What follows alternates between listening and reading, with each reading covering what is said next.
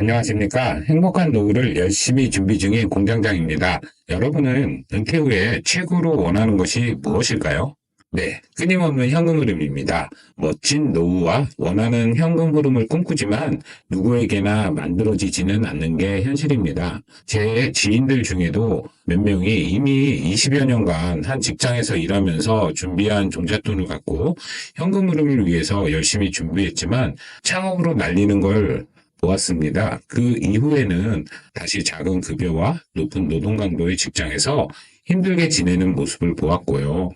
그렇지만 우리에게는 부동산 투자, 아파트 경매가 있습니다. 40550에게 가장 안전한 아파트 경매로 접근해 보시는 게 어떨지 이번 영상을 통해서 새로운 물건에 대해서 예정 물건입니다. 경매 물건을 검색하고 분석하고 또 입찰가를 산정하는 방법까지 하나하나 설명을 드리려고 합니다. 그리고 이번 설명이 되는 물건은 전에 말씀드렸던 이제 중대형 아파트, 다가구, 또 구평 이하 매매 사업자로 하는 것들 이미 세금을 감안하고 그리고 접근하셔야 되겠죠. 그 중에서 오늘은 그 8사제곱 이상의 중대형 아파트를 1주택자 이하인 분들, 1주택자까지 해서 일반 가세나 비과세로 2년 후에 매도하는 방법으로 접근하시는 거고요.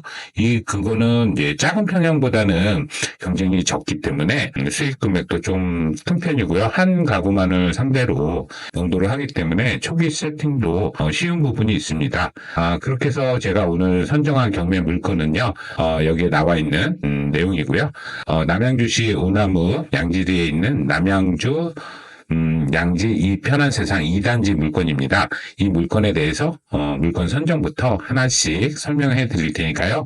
잘 따라오셨으면 좋겠습니다. 자, 바로 시작합니다. 그럼 물건 선정부터 말씀드릴게요. 저는 남양주에 살고 있고 남양주를 가장 잘 알고 있기 때문에 임장 가지 않아도 지역이 다 분석이 되어 있습니다. 그래서 그 정도 남양주 물건을 위주로 보고요.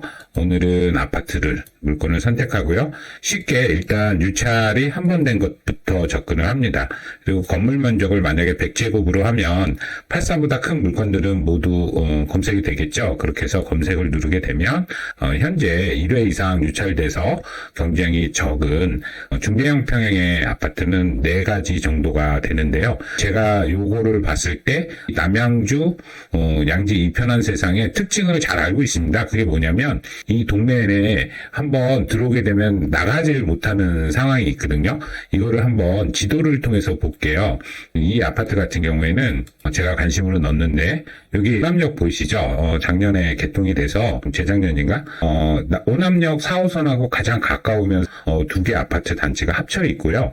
그리고 이쪽 오남의 아파트 단지가 여러 군데 있는데 이렇게 곳곳에 좀 떨어져 있는 상황입니다. 그러다 보니까 이것들 중에서 가장 좋고 여기에서 사는 사람들이 이사가서 살고 싶어하는 동네가 이 동네 이 아파트입니다. 그걸 잘 알고 있기 때문에 지역 분석이 되어 있는 상태에서 이 아파트는 쉽게 매도할 수 있고 거래가 많다라는 것을 알고 있기 때문에 이 아파트를 선정하게 되었습니다. 그리고 이제 선정을 하게 됐으면 여기에 대한 권리 분석을 해야 되겠죠. 권리 분석을 쭉 해보겠습니다. 물건에 대해서는 14층이니까 상당히 좋은 향이고 앞도 튀어 있어서 뷰도 좋은 걸 알 수 있고요. 사진을 통해서 볼게요. 사진을 보게 되면 이렇게 아파트는 상당히 이쪽에서는 고급으로 잘 지어진 아파트고요. 환경이나 여러 가지 면으로 좋고요.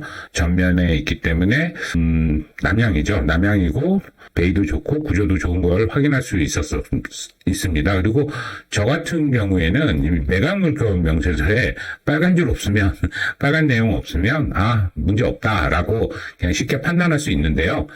그거는 여기에 한번 천천히 따라하면서 보실게요. 이렇게 봤을 때 채무자와 가족들이 전입되어 있습니다. 그래서 그리고 등기부 현황을 보게 되면 은행의 그 근저당이 1순위로 이게 첫 번째 말소 기준 권리가 되는 거죠. 그래서 2019년 11월 15일 이후에 다 근저당이라 소멸된다. 그리고 임차인은 없다라는 걸 알 수 있고요. 이 아파트는 사용 승인이 2009년 2월인데 거의 요즘에는 15년 차까지는 준신축으로 보기 때문에 상당히 쾌적하게 잘 지어진 아파트임을 알 수 있습니다. 그렇게 했을 때 선택해서 진행하겠다라고 제가 생각을 했기 때문에 시세 정보로 넘어가게 됩니다. 그래서 단지 정보를 클릭해서 시세 실거래가를 보는데 일단 면적이 가장 큰 138제곱에 평으로 바꿔주면 되겠죠. 그리고 동은 필요가 없고요. 여기에서 동일 매물 묻기를 하면 이렇게 전세와 월세, 매매 건수가 줄어들게 되고요. 가격 순으로 현재 내용을 보는데 매매가부터 접근을 하겠습니다. 매매가부터 접근을 하게 되면 제일 싼 게 4억 9,500부터 5억 등등이 있고, 보면서 저 같은 경우에는 층을 봅니다. 수리 상태도 보고, 그랬을 때, 가장 좋은 아파트가, 5억 3천으로 좋은 조건으로 인테리어가 풀로 진행되어 있는 경우에는, 5억 3천이다라는 거를 이제 판단을 하고요. 싼 가격은, 그러면 5억이면 거래는 될 수 있구나라고 알 수 있었습니다. 시세 실거래가를 통해서도 쉽게 알 수 있는데요. 중형 평형 이상이 5월 달에만 3건이 거래가 됐고, 점차적으로 올라가는 우상향을 볼 수가 있고요. 그리고 4월 달에도 한 건, 3월 달에도 있었고요. 그러면 3월 이후에 이 정도 거래되는 세대수 대비 하는 경우에는 앞으로 현재 부동산 상황을 봤을 때 절대로 하방 지지선은 5억이나 5억 천이다라고 판단할 수가 있고요. 요거를 더 자세하게 호객 노노를 통해서 이 아파트 단지에 대해서 어떤 식으로 판단되는지 전월세와 또 그리고 매매에 대한 이제 실거래가를 쭉 보게 됩니다. 그래서 과거 사례부터 쭉 봐가지고 최고 가격이 이제 6억 7천 거래가 있고 떨어졌다가 다시 올라오고 있고 일단 하방 지지선은 만들어졌다는 걸 알 수 있는데 점점 매물 가격은 올라가고 있는 거를 좀 알 수 있었고요. 전세 같은 경우에는 요 근래 3억 6천에 거래가 됐더라고요. 여기 3억 6천에 됐기 때문에 그리고 재계약되는 사례들이 많은 걸 보면서 이쪽 단지는 살기가 좋다라는 거를 알 수가 있습니다. 여러 가지 기준으로 해서 이 내용을 보고 저는 이제 엑셀에다가 작성을 하죠. 그래서 엑셀에다 하는데요. 요거 여러분들이 보내주시면 전부 다 공유할 테니까요. 영상 끝까지 댓글 통해서 위치 확인해 주시면 좋을 것 같아요. 이 엑셀 파일은 작성 순서를 제가 이렇게 쉽게 넣어놨습니다. 일단 경매지 사진을 캡처해서 붙여 넣습니다. 경매지 사진을 캡처를 해서 이렇게 캡처를 해서 이렇게 해놓으면 나중에 그 관리하기가 수월해지니까요. 여러분들도 이렇게 해보시면 좋을 것 같습니다. 이렇게 해서 붙여놓으면 되는 거고요. 위치는 이제 이렇게 잡아놨고요. 그렇게 하면 되는 거고요. 다음에 작성 순서는 그 캡처 붙여놓고 감정가, 실거래가, 최근, 호가, 그리고 최소 입찰가, 매도 목표가를 적는 건데요. 요건 네이버 부동산을 적어놓고 거기에 대한 답을 쓰면 되겠습니다. 여기에 보시고 엑셀 네이버로 갈게요. 네이버 부동산에 열려져 있습니다. 참 거리는 봤을 때 총 800m가 좀 안 되는 거리고요. 도보 12분이니까 상당히 양호한 역세권 아파트로 알 수 있습니다. 자, 이 위치를 이제 저희가 찾아가 볼게요. 그러면 여기에서 요 순서대로 해서 작업을 해보겠습니다. 감정가는 요 오른쪽을 보고 적으면 되겠죠. 5억 50700 하고 감정가 2020 이거는 저는 이제 감정 일자를 적는데 보통 23년 10월 달에 가격 기준으로 판단을 합니다. 23년 10월 달에 감정이 됐고요. 그리고 그 최저가는 현재 70% 유찰돼서 70% 자동 계산되고요. 보증금은 현재 입찰할 때 보증금이죠. 그리고 실거래가, 최근 실거래가를 제가 아까 이미 호객노노에서 이렇게 실제 실거래가들을 쭉 적어놓고 현재 실거래가를 적어놨고요. 5억 3,190, 못하네. 5억 1,900이네요. 5억 1,900만 원이고요. 5억 1,900만 원이고 현재 호가는 5억에서 5억 1,000인데 5억 1,000이라고 일단 적겠습니다. 그리고 최소 입찰가는 제가 이건 결론을 일단 내렸던 건데 최소 먹으려면 어느 정도 해야 된다라고 했고요. 매도 목표가는 2년 후 일반과세 매도이기 때문에 저 같은 경우에는 5억 5천 정도는 충분히 받을 것이다 라고 판단을 했습니다. 그리고 이편한 세상 2단지 41평형에 대해서 207동 1402호의 매도 호가, 저가와 고가를 적고요. 전세를 이제 저가와 호가를 여기를 보고 적었습니다. 근데 이게 3억 6천까지 충분할 것 같아요. 현재 그 단지 수 대비해서 전세 개수가 적기 때문에 전세는 약간 우상향으로 가고 있습니다. 그리고 현재 매물들을 쭉 적어가면서 층수별로 내가 얼마가 현재 가격이다라고 판단을 하는 거죠. 근데 저는 5억 1천만 원으로 판단을 한 것입니다. 그래서 5억 1천만 원인 경우에 기준으로 이제 작업을 하는 거죠. 여기에 이거를 쭉 적었고요. 전세가 맥스 민을 적는다고 했는데 전세가 맥스는 3억 6천만 원, 미니멈은 3억 5천만 원 이런 식으로 했고요. 임장 내용은 뭐 편하게 쓰시면 될 것 같습니다. 그리고 입찰 전에 제가 입찰 예상가를 1차로 최소 입찰가를 적어 놓고요. 그리고 나서 이 금액을 계산을 하는 겁니다. 그래서 법무비는 얼마 들고 명도비는 얼마 맥스 예상하고 인테리어, 도배 장판 필요시에는 여성분들이 집을 결정하기 때문에 절대로 주방에는 돈을 아끼지 않는 게 맞는 것 같아요. 그리고 잡비 적고 이자는 자동 계산되는데요.